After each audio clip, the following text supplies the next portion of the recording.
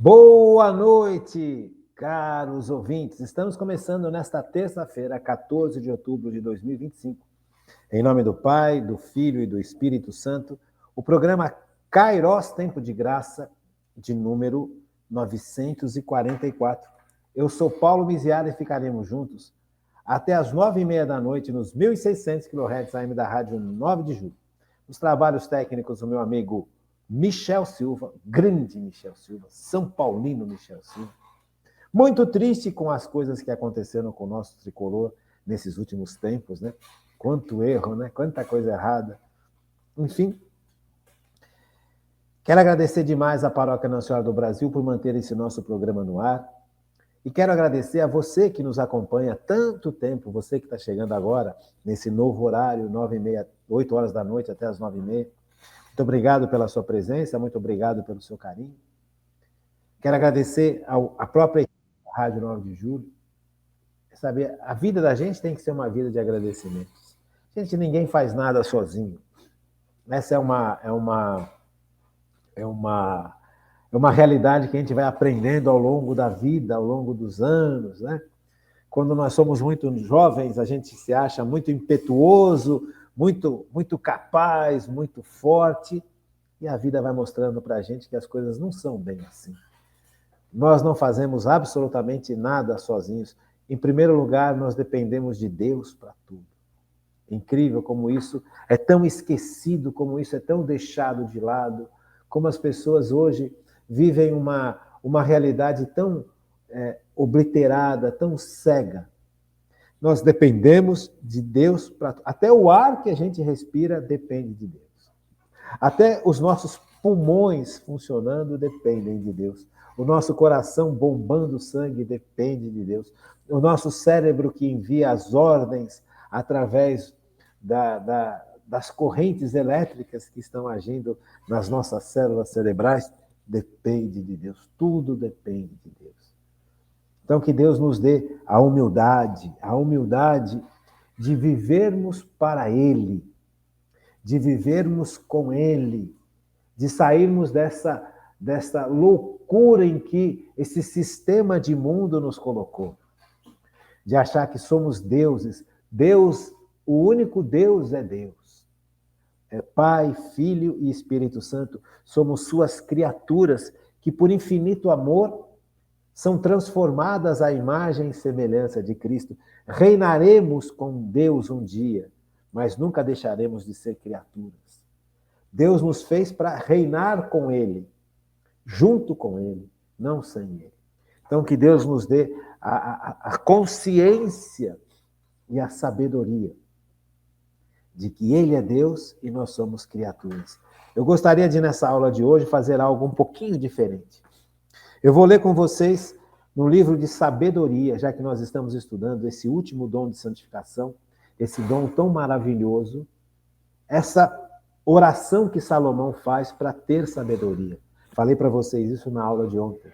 Salomão, antes de ser rei, de se tornar rei, ele pediu a Deus que desse essa sabedoria que vem de Deus. A sabedoria vem de Deus, não é fruto da nossa experiência, do nosso estudo, do nosso conhecimento. Essa sabedoria que me dá capacidade de enxergar e saborear as coisas como Deus enxerga e saboreia, de nos livrar das tentações, no sentido de olhar para a tentação com a feiura que a tentação é, só que escondida. Então, essa sabedoria que vem de Deus, essa sabedoria que me permite ter a mente de Cristo, os pensamentos de Cristo, o coração de Cristo. Amar como Cristo amou, falar como Cristo falou, viver como Cristo viveu. Isso é essencial. Isto é essencialmente a nossa vida cristã. Viver como Cristo viveu. O Catecismo da Igreja Católica fala isso para a gente. Ele pega, por exemplo, aqui, ó, no número 338 do Catecismo diz assim: não existe nada que não deva sua existência a Deus Criador. O mundo começou quando foi tirado do nada pela palavra de Deus. Veja, Deus cria a partir do nada, Quando a gente cria alguma coisa, a gente já cria em cima de algo que Deus já fez. Então, por exemplo, eu dou esse exemplo sempre quando a gente explica isso pela primeira vez para as pessoas, né? Eu sou dentista. Então, quando eu faço uma restauração no dente de um paciente, eu estou recriando algo. Mas já havia um dente. Esse dente que estava destruído pela cárie, que eu tive que tratar o canal do dente, depois eu fechei esse canal, depois eu restauro esse dente, eu estou recriando esse dente. Mas eu estou recriando de algo que já está feito. Deus não. Deus cria a partir do nada. Só Deus é capaz de fazer isso. Do nada, o que o nada pode o que o nada pode fazer? Nada. A gente só parece óbvio, né? Mas muita gente não enxerga isso. A gente só pode fazer alguma coisa a partir do momento que a gente existe. Por isso que eu não dei a mim a minha existência. Porque eu não existia. Como que eu posso dar a mim a existência se eu não existia? E se eu posso dar alguma coisa, só posso fazer alguma coisa a partir do momento que eu existo. Que eu passo a existir. Olha que coisa impressionante. Olha como faz falta esse conhecimento básico de filosofia, essa sabedoria. Tão óbvio e a gente não enxerga. Tem gente que acredita que as coisas surgiram porque surgiram. Vê se tem cabimento um negócio desse. Quer dizer, é uma pessoa que não se abre à sabedoria de Deus. Quando você se abre à sabedoria de Deus, não é porque você se tornou melhor, não, é porque Deus ilumina a sua inteligência e você enxerga coisas que você não enxergaria. Então, a partir do momento, eu só posso criar uma caneta a partir do momento que eu existo. Você entende? Então, como é que eu vou me dar a vida se eu não existo? Só Deus é capaz de criar do nada algo. Porque só Deus é. Isso é sabedoria de Deus. Essa sabedoria que é comunicada à humanidade. E quando você descobre isso, você percebe que a vida só faz sentido com Deus. Essa coisa tão básica, tão simples. Veja, eu só posso fazer alguma coisa a partir do momento que eu existo. Então, se eu estou existindo, é porque alguém me pôs na existência, não fui eu. Porque eu não existia. Como é que eu vou me pôr em existência se eu não existia? É necessário que houvesse alguém que sempre existiu, Deus, para que houvesse a existência. Percebe? Então, Deus cria do nada. Deus, ele existe sempre. Deus sempre existiu. Então, para que houvesse existência, era necessário que tivesse um que sempre existiu. Senão, não vai ter como ter existência. Veja, isso é sabedoria do alto. Isso é sabedoria que foi sendo derramada no coração da humanidade ao longo dos séculos. Séculos atrás, milênios atrás, os gregos compreenderam isso. Por quê? Porque eles estavam buscando a verdade. Olha que coisa mais linda. Buscar a verdade. A nossa inteligência foi criada por Deus para buscar a verdade. Como isso é importante, gente. Como isso é mal explicado. Veja, a minha inteligência, ela não sossega de verdade enquanto eu não busco a verdade. E a verdade é Deus. A verdade não é relativa. A verdade é absoluta. Ela é muito mais do que a consciência. Ela é um ser. Deus é um ser. Deus é muito mais do que um conceito. E eu fui criado para buscar esse Deus com a minha inteligência. Então, os gregos lá atrás, milênios atrás, não existia religião católica, não existia cristianismo, não existia nada. Aqueles homens eles adoravam falsos deuses, mas alguns foram pinçados por Deus, tocados por Deus, porque há uma sede de verdade no coração de cada um de nós. Esta sede de verdade vai além dos conceitos humanos. Esta sede de verdade faz com que o ser humano busque além, muito além das mentiras que são oferecidas, muito além das teorias pequenas que nos são oferecidas. Há um anseio por Deus. E esse anseio é buscar a verdade. Então, esses filósofos gregos buscavam a verdade, independente dos conceitos filosóficos, inclusive, daquela época. Sede pela verdade. Então, eles concluíram, veja, que conclusão fantástica. Que conclusão fantástica. Para que houvesse vida, era necessário que existisse alguém que desse essa vida. Porque não tem, logicamente, como existir vida sem que houvesse primeiro o primeiro, o Criador. Como é que eu vou me dar vida se eu não existo? Eu só posso correr a partir do momento que eu existo. Eu só posso aprender a ler e escrever a partir do momento que eu existo. Eu só posso fazer uma medicina, fazer uma odontologia a partir do momento que eu existo. Antes não posso. Então, para eu existir, alguém teve que me criar, porque eu não posso, do nada, eu me tirar. Só Deus é capaz de fazer isso. Então, aí você começa a entender a grandeza da capacidade de pensamento humano. E esse pensamento humano precisa ser iluminado pelos dons de Deus. Veja, aqui você percebe a igreja, que já é um momento mais lá na frente, onde Cristo institui essa igreja. Pedro, tu és pedra e sobre ti erguerei a minha igreja. Por que Cristo faz isso? Porque ele precisa levar a salvação dele para a humanidade toda. A igreja foi instituída por Cristo para salvar a humanidade. A igreja não foi instituída por Cristo para fazer apologia de modernismos, nem um retorno ao passado. A igreja foi instituída por Cristo para levar a salvação a todos os seres humanos que existem na face da terra. E existe uma realidade terrível que quer impedir que a igreja leve a salvação para o mundo a partir das resistências que o mundo tem contra a salvação de Cristo e a partir dos ataques que a igreja sofre dentro do próprio seio da igreja, que são as heresias. Como é duro, né?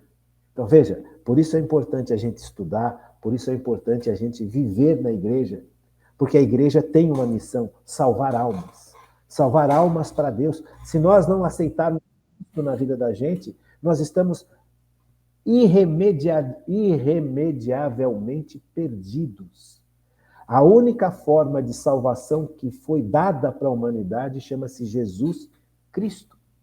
Porque o pecado desarranjou tanto a humanidade, mas tanto, que a humanidade se afastou totalmente de Deus, que é o doador da vida. Como é que vai fazer com que essa humanidade se volte a Deus? Só se Deus se fizer homem e religar essa humanidade a Deus, e é exatamente isso que Cristo faz.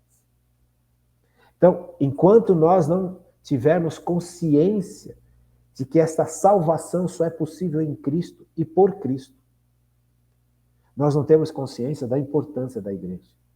Porque a igreja leva Cristo para o mundo, e aí você compreende, pela sabedoria de Deus derramada na nossa inteligência de católicos, o mal que é afastar a igreja da sua grande missão de salvação da humanidade.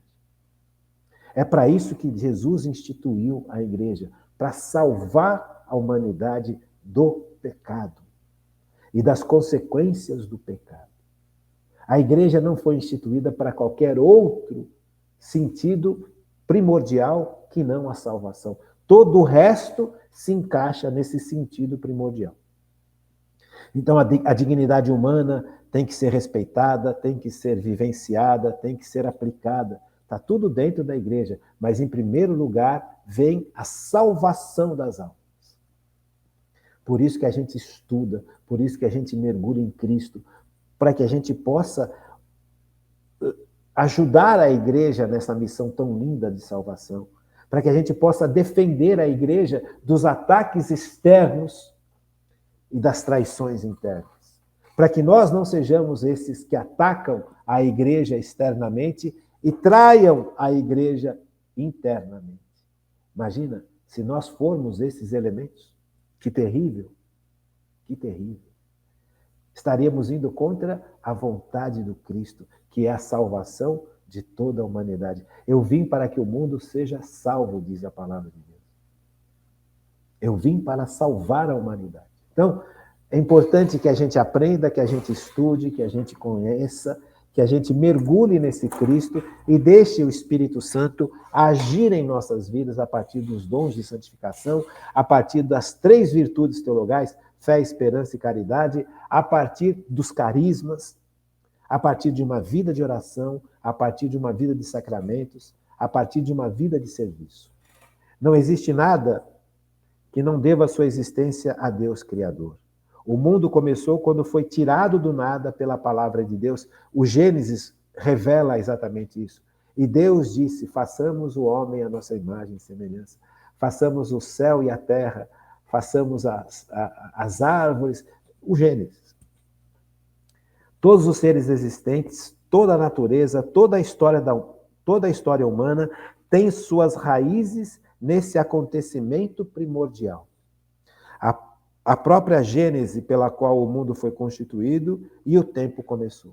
Então, tudo começa com a ação de Deus. Deus não só começa essa ação, como ele mantém essa ação. E é isso que nós vamos aprendendo e é isso que nós precisamos pôr em prática. Cada criatura, número 339 do Catecismo da Igreja Católica, cada criatura possui bondade e perfeições próprias. Para cada uma das suas obras dos 6 dias, se diz, e Deus viu que era bom. Tudo que Deus criou é bom. Tudo. O pecado é que desarranjou. O pecado é que desajustou. Então era necessário que Cristo, Deus que se fez homem, recriasse a humanidade depois do pecado, reajustasse a humanidade. E é isso que Cristo faz, e é só ele que pode fazer. O homem não pode se reajustar sozinho depois do pecado original.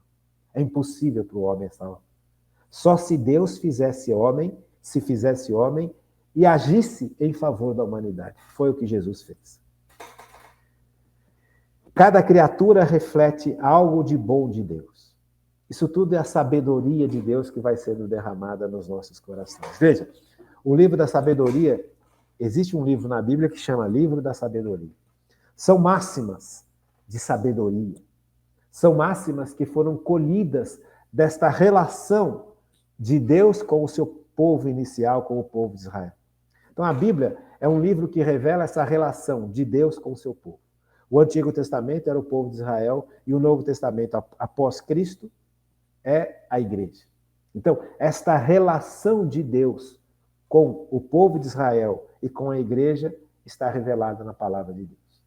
Então, o livro de sabedoria diz assim no capítulo 9, Deus de nossos pais, o Senhor de misericórdia, que todas as coisas criastes pela vossa palavra, e Deus disse, faça-se a luz, e a luz se fez. E que por vossa sabedoria formastes o homem para ser o Senhor de todas as vossas criaturas. Olha que trecho importante. Pela sabedoria de Deus, o homem foi criado. O homem não é o fruto do acaso. O homem não é uma poeira de estrelas num planetinha pequeno e azul no meio de uma infinidade de outros planetas. Não é o acaso que fez com que, de repente, surgiu a humanidade. De repente, células foram se unindo, células foram formando estruturas que permitissem se diferenciar do meio externo do meio interno através de uma membrana, e essas células foram sendo agrupadas ao acaso, e aí surgiu a vida. Que coisa mais estranha. Do nada não pode surgir a vida, só Deus pode tirar algo do nada. Então, Deus disse, faça-se a luz. E o máximo da criação humana, e é o mais belo da criação humana, dentre todas as coisas criadas que há no universo, é o homem, porque o homem foi criado à imagem e sabedoria, e a imagem de Deus. E a sabedoria de Deus criou o homem à sua imagem e semelhança. Então, o homem existe porque Deus quis criar o homem. E não criou de qualquer forma, porque Deus, quando cria, ele cria movido pelo amor, porque Deus é amor. Então, a sabedoria de Deus é infinita. Ele sabe a raiz de tudo que acontece, de tudo que é feito, porque Ele fez. Então, Ele sabe o que é melhor para a gente e Ele nos cria a partir da sua sabedoria. E essa sabedoria de Deus é partilhada com a humanidade. Ele nos cria pela sua sabedoria e pelo seu amor, e ao nos criar, Ele partilha algo de si para nós, pelos méritos de Cristo. Cara, que coisa maravilhosa. Quando você pega o livro de sabedoria para ler, é uma delícia, porque você vai mergulhando nessas verdades, você vai navegando neste amor que é Deus. Governar o mundo na santidade e na justiça. Então, o homem foi criado para governar o mundo na santidade e na justiça. E proferir seu julgamento na retidão da sua alma. Veja, por isso que o homem é feito à imagem e semelhança, porque ele foi criado para fazer aquilo que Deus faz, reinar. Reinar com Deus, reinar com sabedoria. Sabedoria de Salomão, sabedoria de Davi, sabedoria infinita de Cristo. É para isso que fomos criados, gente, para reinar com Deus, para reinar como Deus reina. Porque Ele deu para a gente a sabedoria que Ele tem infinita.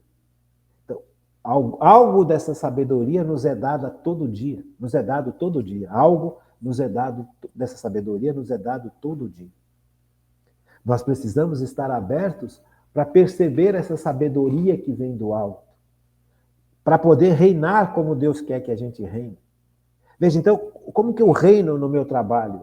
Aberto a Cristo. Eu não tenho que estar aberto às ideologias, às filosofias humanas. Eu tenho que estar aberto a Cristo, ao que Cristo quer. Ao dinheiro que eu recebo pelos méritos de Cristo. É a sabedoria de Cristo que faz com que eu tenha capacidade para trabalhar e ganhar dinheiro. É a providência de Deus. Então, o que eu faço com esse dinheiro que eu ganhei da sabedoria de Deus, da providência de Deus? Como é que eu trabalho esse dinheiro? Como é que eu uso esse dinheiro? Como é que eu uso as forças para poder trabalhar para ganhar esse dinheiro? Percebe? Percebe como é totalmente diferente? Porque a partir do momento que eu estou ligado, que eu tenho consciência de que eu fui criado para reinar com Deus, e a providência de Deus é capaz de abrir todas as portas necessárias para que eu reine com Ele, como eu devo viver? E aí entra a sabedoria. A sabedoria vai iluminar a minha capacidade de entendimento, de viver como Cristo viveu. Eu tenho um modelo de vida, que é Cristo. Então, o ser humano, depois do pecado original, foi tateando, buscando Deus de volta. E foi percebendo que ele nunca conseguiria chegar a Deus, a partir do momento que ele se desligou de Deus. Então, Cristo se faz presente como homem para religar este homem a Deus, porque o homem foi criado para reinar com Deus neste mundo e na eternidade. Sabedoria de Deus. Por quê? Porque Deus quis. No seu infinito amor, Deus não precisava da gente. Deus não necessita de nenhum de nós, mas Ele quis partilhar a sua vida conosco, a sua bondade conosco, a sua sabedoria conosco, a sua alegria conosco, a sua perfeição conosco. Por isso Ele nos cria de tal forma que nós podemos nos abrir à sua sabedoria. Versículo 4 do capítulo 9 do livro de sabedoria. Dai-me a sabedoria que partilha do vosso trono e não me rejeiteis como inimigo de ser um de vossos filhos. Veja o pedido de Salomão. Dai-me a sabedoria que partilha do vosso trono. Deus reina, gente. Deus reina na história, Deus reina na vida. Não são os poderosos que reinam. É Deus quem reina, e Deus nos chama a reinar com Ele através da sabedoria dele. Ele derrama sobre nós, que nos abrimos à sua sabedoria, a capacidade de reinar com Ele. E nós vivemos uma vida tão medíocre, tão apertadinha, tão fechada em si mesmo, tão sem consciência das coisas tão grandes que Deus reserva para nós. E não me rejeiteis como indigno de ser um dos vossos filhos. Então, Os filhos de Deus são aqueles que são movidos pelo Espírito Santo, que é quem nos dá a sabedoria. Então, a partir do momento de Cristo, o ser humano volta a ser regido pelo Espírito Santo como os primeiros pais. O pecado impediu que o Espírito Santo dirigisse interiormente as nossas vidas em relação à vontade de Deus. Percebe? Então, veja, dai-me a sabedoria que partilha do vosso trono. Será que essa é a nossa oração que fazemos todos os dias? Pedindo sabedoria para Deus? É importante pedir, claro. Nós fomos feitos para pedir, somos filhos e filhas de Deus. Mas o que pedimos? Será que só pedimos as coisas de sempre? Bens materiais que são importantes, mas pedimos a sabedoria?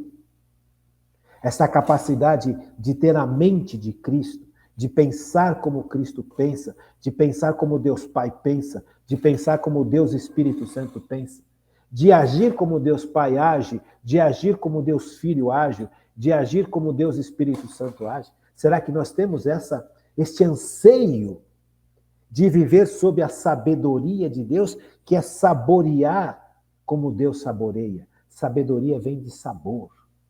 Ou eu vivo para saborear o pecado, porque o pecado também me dá sabor. Só que esse sabor me mata. Esse sabor me destrói. Esse sabor me corrompe. Esse sabor corrompe todos ao meu redor e corrompe a sociedade aonde eu vivo. Veja, então, dai-me a sabedoria que partilha do vosso trono. E não me rejeiteis como indigno de ser um dos vossos filhos. O maior dom que Deus nos dá depois da vida é a capacidade de sermos filhos e filhas de Deus. Quero louvar e agradecer a Deus porque um dia eu fui batizado. E no meu batismo sacramental eu era nenê, pequenininho, não enxergava nada, não entendia nada, mas naquele instante eu morri e nasci de novo. Morri como pecador e nasci como filho ou filha de Deus, se você for mulher. Pelos méritos de Cristo. Sou com efeito, versículo 5, vosso servo e filho de vossa serva, um homem fraco, cuja existência é breve, incapaz de compreender vosso julgamento e vossas leis. Veja o reconhecimento, veja a humildade de Salomão aqui. Salomão é quem escreve essa oração. Veja, diante da grandeza de Deus, diante da sabedoria de Deus, Salomão se reconhece incapaz. Incapaz de como ele fala, sou com efeito vosso servo e filho de vossa serva. E não me rejeitar. Um homem fraco cuja existência é breve. Pura humildade. O que é humildade? Humildade não é você se abaixar. Humildade é você reconhecer quem você é. Reconhecer as dificuldades que a sua vida te apresenta. Somos criaturas, servos. Somos empregadinhos, escravos. Veja, frágeis. Com a nossa inteligência sem a sabedoria de Deus é nada. A nossa inteligência iluminada pela luz do alto passa a ser aquilo que Deus quis para nós. Mas para isso eu preciso exercer minha liberdade. Reconhecer a minha fraqueza, reconhecer a minha pequenez é o começo da sabedoria. É o começo de uma vida plena. Se eu acho que eu não preciso de Deus para nada, eu estou me condenando a uma vida medíocre, a uma vida apertadinha, triste. Eu posso ter o maior sucesso humano, que a minha vida vai ser uma vida nada, não nada, é pó. Porque qualquer homem, mesmo perfeito entre os homens, não será nada se lhe faltar a sabedoria que vem de vós. Olha que coisa mais linda. Que trecho maravilhoso da palavra de Deus, né? Porque qualquer homem, mesmo perfeito entre os homens, não será nada se lhe faltar a sabedoria que vem de Deus. Ai, meu Deus. Veja, quantos séculos tem esta oração escrita? Quantos séculos, gente? Quantos séculos? 3, 4 mil anos? Veja, 3 mil anos, com certeza. Como que um homem, como um homem como Salomão, era capaz dessa percepção? Se ele não tinha o Espírito Santo agindo dentro dele. Ele tinha o Espírito Santo agindo fora dele. Então, Salomão, ele tem consciência da missão que Deus dá para ele. Ele tem consciência da dificuldade que é ser o rei de Israel. Ele tem consciência de como é complicado lidar com outros seres humanos, como é complicado comandar outros seres humanos, como é complicado reinar sobre outros seres humanos. Então, Salomão, ele não pede riquezas, ele não pede fama, ele pede sabedoria. Porque ele tem plena consciência da sua fragilidade perante a missão que lhe é apresentada pela vida, pelo próprio Deus. Ele é filho de Davi, herdeiro do trono. Ele vai reinar com Deus em favor da sua humanidade, em favor do seu povo. Até um determinado ponto onde ele vai perdendo esse temor a Deus. Veja o temor a Deus aqui. Salomão vai, conforme ele vai se acostumando às vitórias, conforme ele vai se acostumando ao sucesso que Deus deu para ele, conforme ele vai construindo para si um paraíso aqui na terra, porque no final da vida dele, Salomão construiu um paraíso para si. O palácio de Salomão era fantástico. As riquezas que Salomão conquistou por causa da sabedoria que Deus derramou para ele, eram riquezas que deveriam ser vividas em favor da humanidade, em favor de Israel. Mas Salomão foi pegando para si. Olha, vai se perdendo do início, vai perdendo o perigo de construir o paraíso na terra. Gente, todo paraíso tem a serpente. O homem foi expulso do paraíso, a serpente continua no paraíso.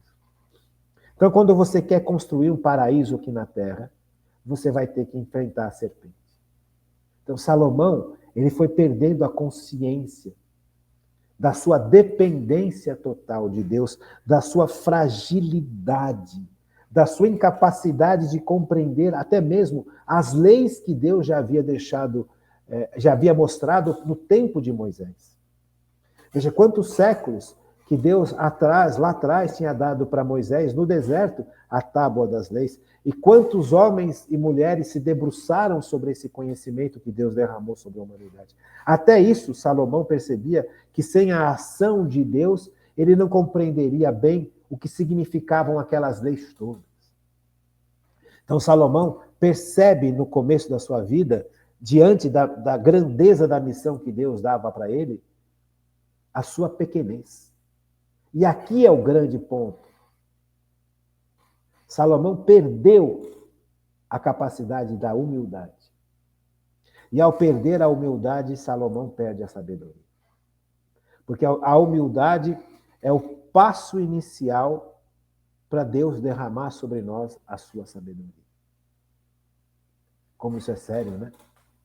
E aí você percebe nesse mundo que nós vivemos hoje, a gravidade do que nós estamos passando. Porque o homem perdeu completamente a humildade.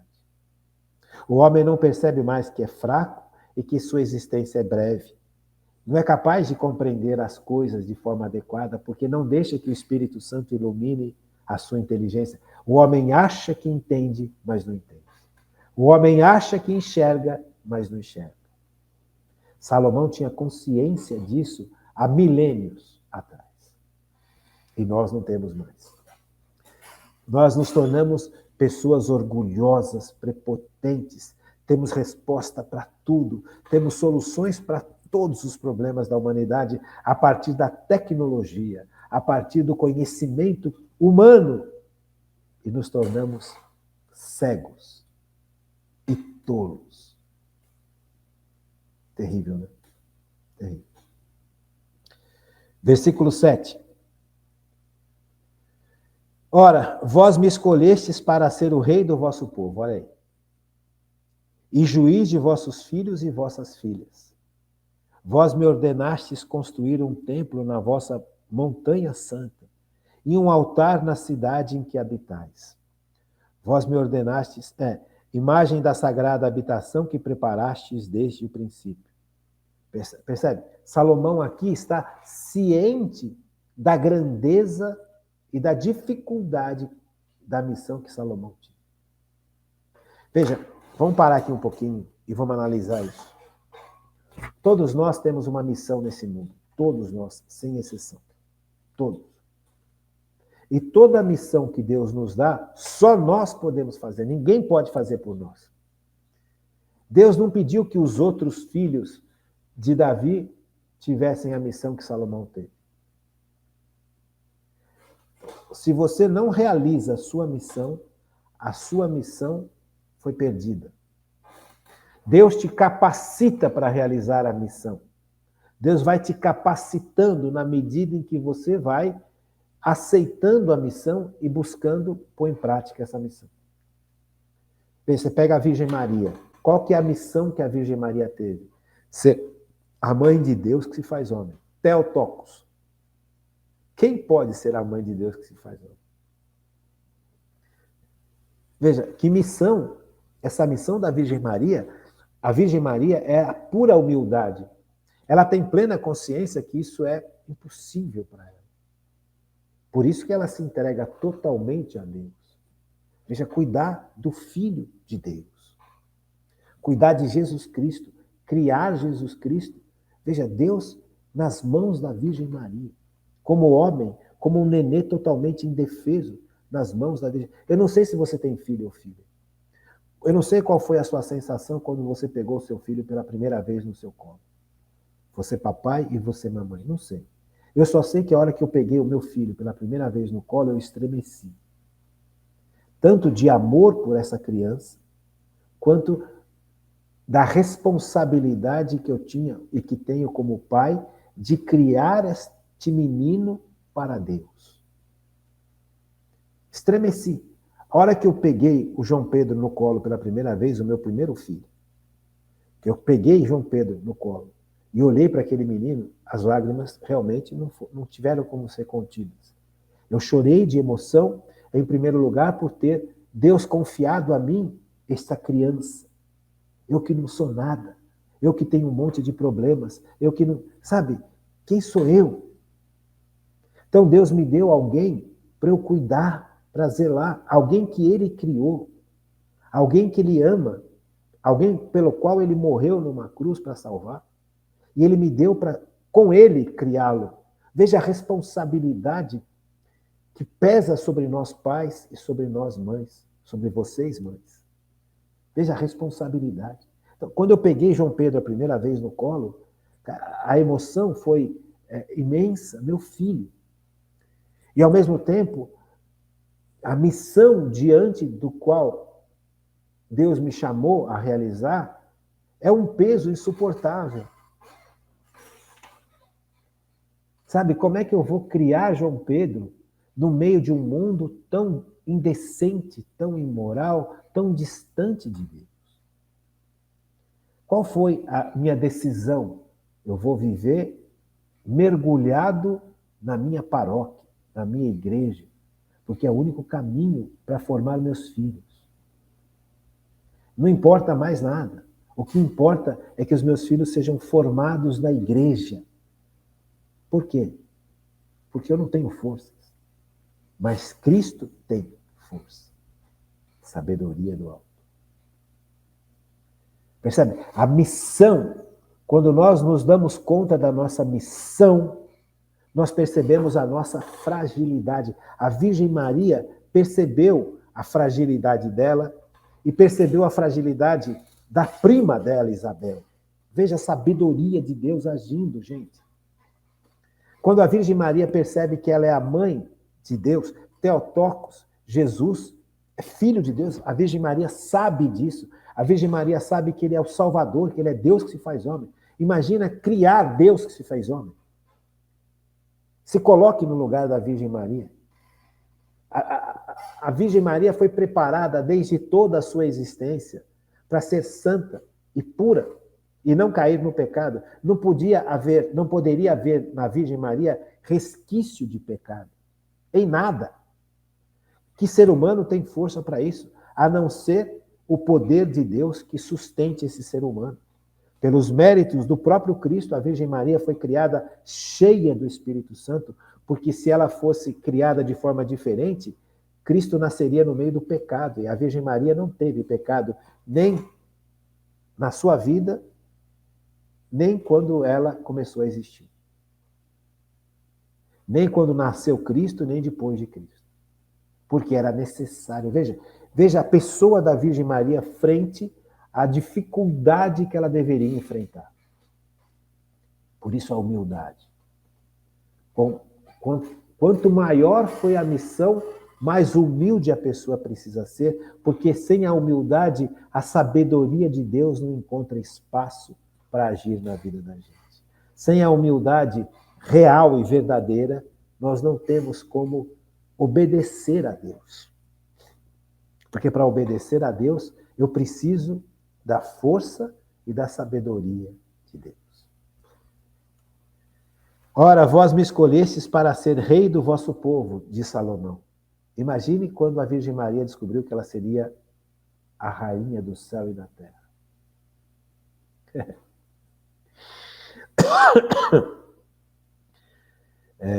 Vós me escolhestes para ser o rei do vosso povo e juiz de vossos filhos e vossas filhas. Vós me ordenastes a construir um templo na vossa montanha santa e um altar na cidade em que habitais. Veja, Davi, que era o pai de Salomão, queria construir um templo para Deus, porque Davi viu o seu palácio e viu que a Arca da Aliança vivia numa tenda. E Davi vivendo num palácio. E Davi queria construir, Davi, um templo para Deus. E Deus falou para Davi, não, quem vai construir esse templo é Salomão. Ou seja, Deus iria preparar Salomão de forma diferente de Davi, para que Davi pudesse construir o templo da forma como que Deus quisesse que aquele templo fosse construído. Que coisa, né? A sabedoria de Deus é infinita, gente. A sabedoria de Deus vai muito além da nossa capacidade de compreensão. Por isso eu preciso da humildade. Quantas e quantas vezes Deus me revela uma missão que eu não percebo nem o sentido daquela. Mas por que Deus quer que eu faça isso? Humanamente, eu acho que se eu fizer tal coisa é muito mais fácil, muito mais lógico, mas Deus está infinitamente acima disso. E o caminho dele é infinitamente maior e melhor que o meu. Por isso eu preciso humildade para obedecer. Veja, quando o padre Jonas foi chamado para montar a comunidade Canção Nova, ele era um padre salesiano que vivia no mundo dos salesianos. Ele tinha sua comida, tinha sua roupa, tudo providenciado pela ordem dos salesianos. Quando ele sentiu no coração que ele deveria formar uma comunidade junto com leigos, não mais vivendo perto dos salesianos, os próprios salesianos viraram para ele e falaram, você está louco? Você vai viver do quê? Você vai comer o quê? Ele falou, não sei, mas é Deus quem me chama. É Deus quem me coloca no coração o desejo dessa missão. E esse colocar no meu coração é tão forte que eu não consigo segurar. Então, quem olha de fora fala, você está louco, você vai largar a sua vida como sacerdote salesiano para começar uma comunidade nova, que não tem nem casa, não tem nem comida, não tem nem dinheiro, como que você vai fazer isso? E se Padre Jonas não tivesse aceito essa instigação no seu coração, contra tudo e contra todos, nós não teríamos a Canção Nova imensa como temos hoje. Vamos retomar? Vamos lá. Versículo 9 do capítulo 9 de Sabedoria, do livro de Sabedoria. Mas ao lado de vós está a sabedoria que conhece vossas obras. Ela estava presente quando fizestes o mundo. Ela sabe o que vos é agradável. Olha aí, gente. Eu preciso me deixar guiar pela sabedoria de Deus, pela ação do Espírito Santo. A minha capacidade intelectual, por mais brilhante que ela seja, é pó perto da sabedoria de Deus. Tem certos momentos na vida da gente que eu preciso ter a humildade de me abrir totalmente a Deus. Faça, Senhor, o que o Senhor tem que fazer na minha vida. O que o Senhor quer que na minha vida aconteça para que a sua vontade floresça? Que caminhos eu tenho que seguir? Não os que eu quero seguir, mas o que tu queres que eu siga. Porque, veja, mas ao vosso lado está a sabedoria que conhece as vossas obras. Ela estava presente quando fizestes o mundo, ela sabe o que vos é agradável e o que conforma as vossas ordens. Veja, como é que eu posso me levantar contra a vontade de Deus? Porque eu acho que a minha vontade é melhor. Isso é de uma falta de sabedoria, isso é de uma falta de humildade brutal. Quando Deus fala, olha, a sexualidade foi criada por mim para que você tenha prazer e amor, mas que para você ponha filhos no mundo. Não foi só para o prazer, não foi só para o crescimento do casal, mas que gere filhos e filhas para o céu. Ah, não, hoje eu não quero ter filhos. 1 filho ou 2 no máximo, porque é caro, porque não sei o quê. Veja, será que está sendo sábio? Será que você está aberto à vontade de Deus ou você está fechado ao nosso egoísmo, ao nosso comodismo e ao nosso prazer? Porque ter filho significa se doar. Veja, abrir mão de um monte de coisa. Ter filhos exige que você abra mão de um monte de coisa. Mas enquanto você não tem esses filhos e pensa desse jeito, você fala, isso é um peso. Mas a partir do momento em que você tem os filhos e abre mão de um monte de coisa, você percebe que foi a melhor decisão que você tomou na vida. Você morria de medo de tomar aquela decisão. Porque você estava preso a uma visão egoísta e fechada de si mesmo. Você não estava aberto à sabedoria de Deus. A sabedoria de Deus, quando fala que o homem e a mulher devem dar filhos e filhas para Deus, é fantástica, porque você se abre à vontade de Deus. Você vai povoar o céu junto com Deus. Os anjos são criados diretamente por Deus. Cada anjo é um anjo diferente, é único da sua espécie. Aos homens, não. Deus quis chamar a humanidade para colaborar com ele, para povoar a terra e o céu. E a gente fala, não quero. Dá muito trabalho. Prefiro viajar. Prefiro comprar uma casa, prefiro comprar o carro do ano, prefiro conhecer o mundo, prefiro experimentar todos os prazeres da face da terra. E quando você está vivendo tudo isso, você percebe que isso tudo é nada. Porque tudo passa. Mas uma alma que está no céu, unida a um corpo que ressuscitou, nunca vai passar. Veja, sabedoria de Deus.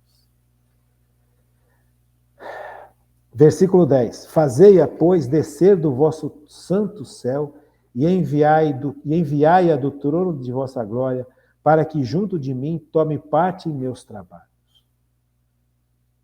Qual foi a última vez que nós pedimos a Deus esta oração que Salomão fez? Será que alguma vez eu já pedi isso a Deus? Fazei descer a vossa sabedoria, fazei descer do vosso santo céu e enviai-a do trono da vossa glória, para que junto de mim tome parte em meus trabalhos e para que eu saiba o que vos agrada. Como é que eu vou viver uma vida que agrade a Deus, sem pedir a sabedoria de Deus? Senhor, derrama sobre nós a vossa sabedoria, para que a gente possa aprender a viver de acordo com a sua vontade, não com a minha vontade. Derrama do céu, do trono da graça, a vossa sabedoria, que criou tudo do nada, que mantém tudo que foi criado do nada na existência. Sem a sabedoria de Deus, eu não sei nada. Eu não consigo enxergar um palmo na frente. Oh, meu Deus, como a gente vive uma vida pobre. Como a gente vive uma vida sem sentido. Porque nós não somos capazes de fazer uma oração como essa. Fazei-a, pois, descer do vosso trono, do vosso santo. Fazei-a, pois, descer do vosso santo céu. Enviai-a do trono de vossa glória, para que junto de mim tome parte em meus trabalhos e para que eu saiba o que vos agrada. Quanto tempo que eu vivo trabalhando e não peço a sabedoria de Deus todos os dias assim, né? Aí eu percebo que eu trabalho para mim. Porque eu não estou pedindo que Deus derrame a sua sabedoria para saber o que Ele quer com o meu trabalho. E aí o meu trabalho não rende frutos. Quantas e quantas pessoas percebem que trabalham e não resolvem nada? Os mesmos problemas, as mesmas dificuldades. Por quê? Porque falta pedir sabedoria. Que coisa, né? Fazei-a, pois, descer do vosso santo céu, e enviai-a do trono de vossa glória, para que junto de mim tome parte em meus trabalhos, e para que eu saiba o que vos agrada. Quanto tempo eu perdi, gente? Quanto tempo eu perco? Quanto esforço inútil, porque eu trabalho ou faço qualquer atividade sem pedir antes a sabedoria de Deus. Faço porque tenho que fazer. Com efeito, ela sabe e conhece todas as coisas. Prudentemente guiará meus passos e me protegerá no brilho da sua mão. Gente, sabe, conforme a gente vai lendo a palavra de Deus, a gente percebe o quanto nós estamos distantes de Deus. E arrependidos, nós não temos que nos condenar, mas fazer um processo de retorno. O que é o arrependimento? O que é a conversão? Conversão é mudança de caminho. Veja, eu tenho que viver em cada área da minha vida de acordo com a sabedoria de Deus. Não com a esperteza dos homens, não com o entendimento humano tão somente, e não com o que eu me formei ou me estudei, ou com aquilo que eu estudei. Sem a sabedoria de Deus, isso é nada. Assim minhas obras vos serão agradáveis. Governarei vosso povo com justiça e serei digno do trono do meu pai, diz Salomão. Veja, este jovem Salomão aqui é um jovem temente a Deus. Veja, perceba como a importância do dom do temor a Deus. O dom do temor a Deus tem 3 níveis, né? O primeiro nível do temor a Deus, vamos pegar lá atrás, para a gente não falar bobagem. O primeiro nível do temor a Deus é perceber as consequências dos meus pecados. Perceber as consequências dos meus pecados. O tempo que eu perdi. As consequências horríveis que eu colhi. O segundo nível é perceber que eu preciso me voltar para esse Deus. E o terceiro nível é viver de acordo com a vontade dele. Veja, Salomão aqui está repleto de sabedoria e repleto de temor a Deus. O temor a Deus suplica ao Pai que derrame sobre ele, Salomão, a sua sabedoria, porque ele não quer mais viver distante da vontade de Deus. Ele quer servir a Deus em tudo, porque ele se sente filho de Deus. Mais até mesmo do que filho de Davi. Salomão foi o filho amado de Davi, gente. Davi teve muitos filhos. Muitos filhos. Mas Davi foi o filho do pecado de Salomão. Salomão foi o filho de pecado de Davi. Porque Davi amava tanto a mãe de Salomão, mas ele se relacionou de forma pecaminosa com a mãe de Salomão. Percebe? Então era necessário que Salomão saísse da esfera de ação da experiência de Davi com ele. Ele precisava estar na esfera de Deus, porque ele foi concebido em pecado. Que coisa, né, gente? Que consciência, né? Veja, que coisa impressionante. Com efeito, ela sabe e conhece todas as coisas, prudentemente guiará meus passos e me protegerá no brilho da sua glória. Assim minhas obras vos serão agradáveis, governarei vosso povo com justiça e serei digno do trono do meu Pai. Que consciência, né? Que temor a Deus, que piedade, que capacidade que Deus está... Quantas capacidades aqui Deus está derramando a Salomão. Que coisa impressionante.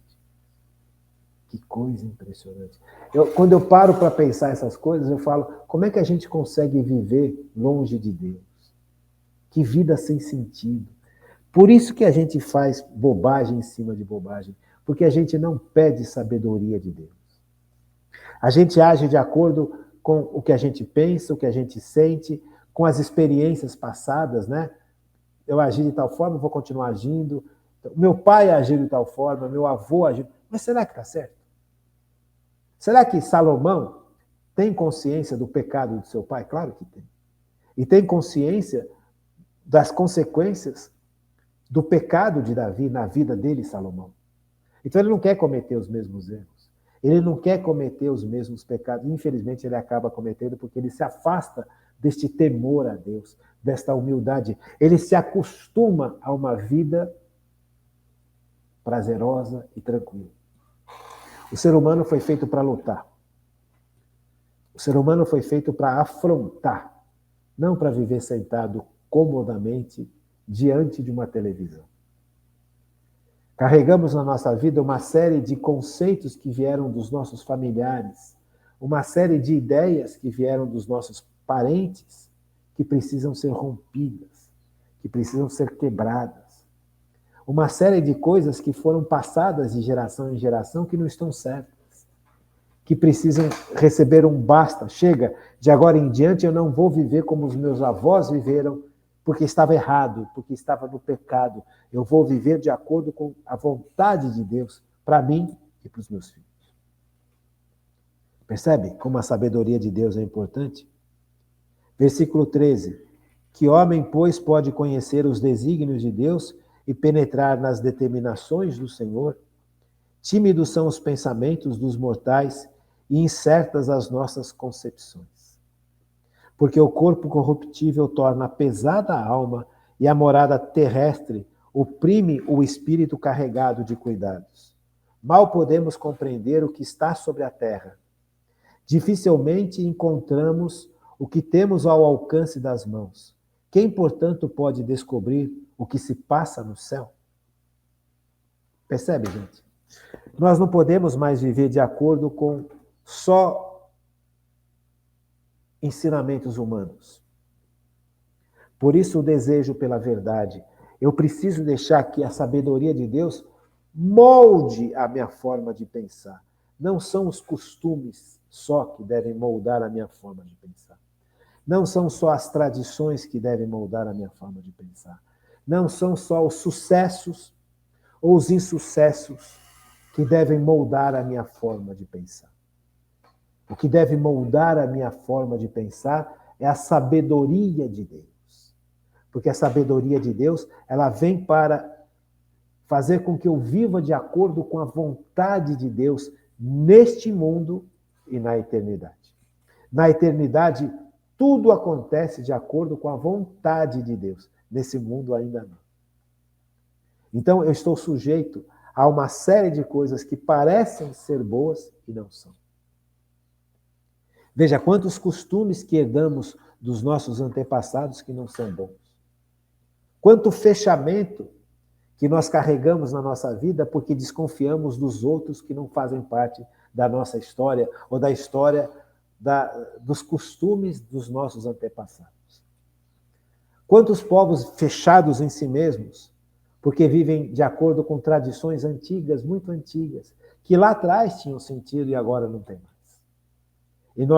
E nós não podemos viver mais presos a essas realidades, temos que nos abrir à sabedoria de Deus. E quem conhece vossas intenções, se vós não lhes dais a sabedoria, e se do mais alto dos céus, vós não lhes envieis vosso Espírito Santo? Assim se tornaram direitas as veredas dos que estão na terra. Os homens aprenderam as coisas que vos agradam e pela sabedoria foram salvos. Então, veja, aqui nós estamos diante de um grande chamado. Viver de acordo com a sabedoria de Deus, não de acordo com os nossos parâmetros. Talvez os nossos parâmetros sejam bons, mas talvez Deus queira melhorar até os parâmetros bons que nós temos. Vou dar um exemplo para vocês. Um exemplo bem simples. Os libaneses, assim como os judeus, todos aqueles povos que têm a história ligada àquela região do mundo, né? Oriente Médio, viviam como clãs. Como clãs. Então, eles estavam fechados nos seus clãs. Os outros clãs que estavam ao redor, ora eram amigos, ora eram inimigos. Mas era uma mentalidade de clã. Muitos árabes e muitos judeus herdaram essa mentalidade de clã. E vivem até hoje de acordo com a mentalidade de clã. Clã é aquele grupo familiar. Então eu tenho que trabalhar o meu grupo familiar. E o resto não. Isso não está certo. Nunca esteve. Mas acontecia naquela época porque eles não tinham outra opção. Hoje nós temos. Então nós não podemos viver presos a mentalidades que deram certo lá atrás. E hoje já não tem mais tanto sentido de existir. Percebe? Porque em Cristo nós somos irmãos uns dos outros. Eu não sou só parente das pessoas que têm o mesmo sangue. Em Cristo nos tornamos irmãos e irmãs, homens e mulheres que não têm o mesmo sangue. Então eu preciso olhar também para esses homens e mulheres. Então eu preciso deixar que esses conceitos que eu tive de formação, que deram muito certo há séculos e séculos atrás, para aquele povo que vivia uma situação tão difícil lá no Líbano, onde as dificuldades eram imensas, então a família precisava se ajudar de uma forma tão profunda. Então quem não pertencia à família era visto com desconfiança. Será que isso não precisa ser melhorado na minha vida? Será que costumes que eu herdei não precisam ser retrabalhados ou refeitos? Sabedoria do alto. Não bastam só as tradições. Não bastam só os conceitos. É necessário nos abrir à sabedoria que vem de Deus. Veja, como Salomão fez. Nós todos estamos diante de uma missão. Todos nós temos uma grande missão nessa vida. E para realizar essa missão, eu preciso me abrir à sabedoria de Deus, ao poder de Deus, à força do Espírito Santo. Senão eu nunca vou realizar essa missão, nunca vou ser santo. Todos nós temos a missão de sermos santos, todos, sem exceção. Não é só o padre, não é só o bispo, não é só o papa. Todos nós. Esta é a missão comum a todos nós, sermos santos e santas. Para isso, sem o poder do Espírito Santo e sem a sabedoria do alto, é impossível. Versículo 9. Mas ao vosso lado está a sabedoria que conhece vossas obras. Ela estava presente quando fizestes o mundo, e ela sabe o que vos é agradável e o que conforma as vossas ordens. Fazei-a, pois, descer do vosso santo céu. Enviai-a do trono da vossa glória, para que junto de mim tome parte em meus trabalhos e para que eu saiba o que vos agrada. Que essa seja para nós, a partir de hoje, uma oração diária. Que eu possa, nas minhas orações, todo dia, pedir exatamente isso. Derrama sobre mim, Senhor, do alto do vosso trono, a vossa sabedoria. Sem ti nós não somos nada. Amém. Fiquem com Deus. Uma boa noite e até amanhã, se Deus quiser.